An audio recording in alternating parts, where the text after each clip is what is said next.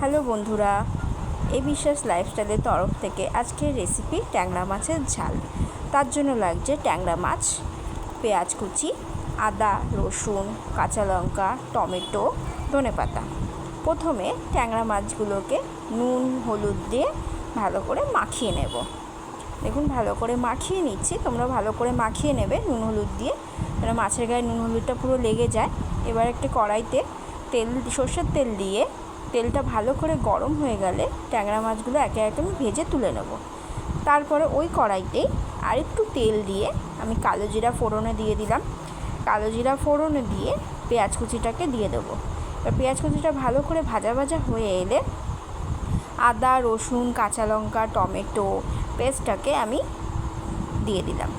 এবার দেখুন আদা রসুনের পেস্টটাকে দিয়ে একটু নাড়িয়েচাড়া করে নুন দিয়ে দিলাম। নুন আপনার স্বাদ মতন দেবেন, যে যেরকম খান। হলুদ দিলাম, হলুদ দিয়ে ভালো করে মশলাটাকে কষিয়ে নিতে হবে।